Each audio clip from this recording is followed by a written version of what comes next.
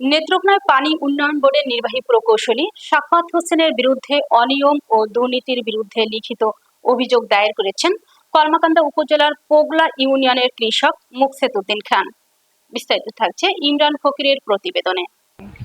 নেত্রকোনা জেলা প্রশাসক বরাবর লিখিত অভিযোগ দেন যে আমবাড়ি 10 ধার পাকা রোড থেকে 7 পাকের ভিটা প্রাইমারি স্কুল পর্যন্ত ফসল রক্ষা বাঁধ নির্মাণ করার কাজ শুরু করার কথা ছিল।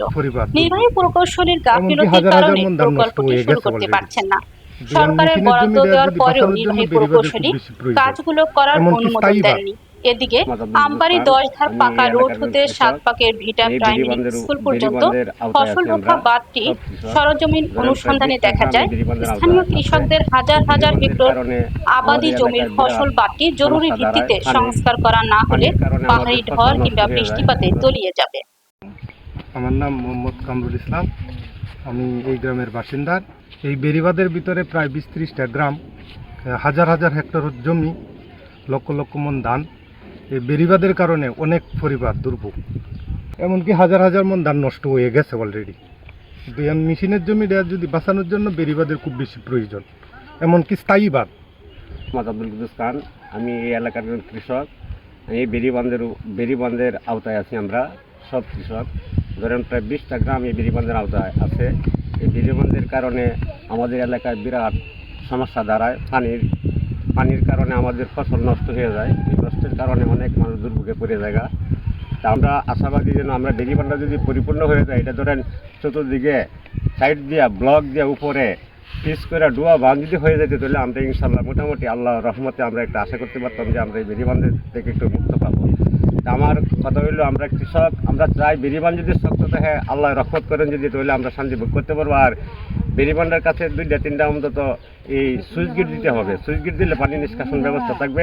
আপনার সকল কৃষকের এটা আপনাদের কাছে সকলের কাছে আবদার। আমি একজন কৃষক, আমরা এই দুর্ভোগ্য হয়ে রয়েছি বেড়িবাঁধের কারণে। বহু লক্ষ লক্ষ মন ধান আমরা ফসল নষ্ট হয়ে যায়। কতটা নষ্ট হয় এই পানি জমার কারণে, ফসল খাওয়া যায় বেড়িবাঁধ ভেঙে ডুববে।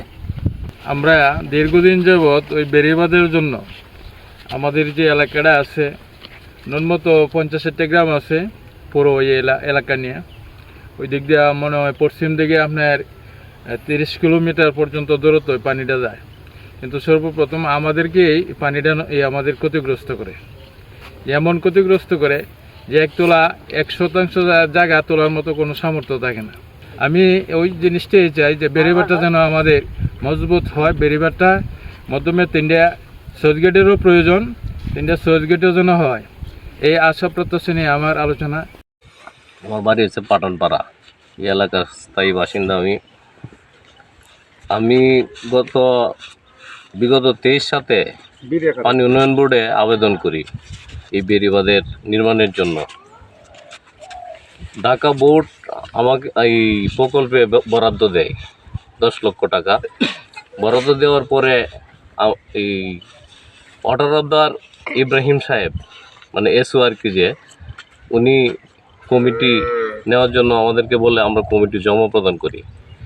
কমিটিতে কাজটা আমাদেরকে দিতে হবে এমন কথা না, যে কেউ রেদে করাও, কিন্তু কাজটা হওয়া দরকার এলাকার স্বার্থে, বেড়িবাঁধের স্বার্থে, জনগণের স্বার্থে। 15-20টা গ্রাম আছে, এই বেড়িবাঁধ ভেঙে ফকির বাজার পর্যন্ত পানি যায়। এরপরে অফিসে যোগাযোগ করতে করতে একজন সাহেবের সমস্যার কারণে এবং ময়মনসিংহ এসি স্যারের সমস্যার কারণে আমরা কাজটা করতে পারলাম না। এই সমস্যা হচ্ছে ওনারা বলে যে কাজের ডিজাইন নাই। পরে এসু সাহেবের সাথে যোগাযোগ করলে এসু সাহেব বলে যে ডিজাইন করে পাঠাইছে ঢাকা। তা ঢাকাও আমরা যোগাযোগ করছি, ঢাকা ডিজি মহোদয় জানতেন না যে এই কাজের উপরে যে বরাদ্দ আছে। পরে ডিজি মহোদয় আমাদেরকে বলছেন যে আপনারা আবার এক্সচেঞ্জের সাথে যোগাযোগ। কত লক্ষ টাকা বরাদ্দ দেওয়া হয়েছে? বরাদ্দ হচ্ছে 10 লক্ষ টাকা। আপনি একটা বরাদ্দপত্রের মতো একটা কাগজ আমাদেরকে দেখাইছিলেন, এটা আসলে কি মূলত? এটা বোর্ড বরাদ্দ দিছে, যে এই কাগজটা আর কি পানি উন্নয়ন বোর্ড বরাদ্দ দিছে। অফিস থেকে আমি কালেক্ট করছি এটা। আচ্ছা, তো বরাদ্দ দেওয়ার পরেও কেন হচ্ছে না? এই বিষয়টা নিয়ে একজনের কাছে বারবার গেছি আমরা। বর্তমান যে নির্বাহী প্রকৌশলী আছে, নির্বাহী প্রকৌশলী সাখাওয়াত হোসেন সাহেব, হ্যাঁ,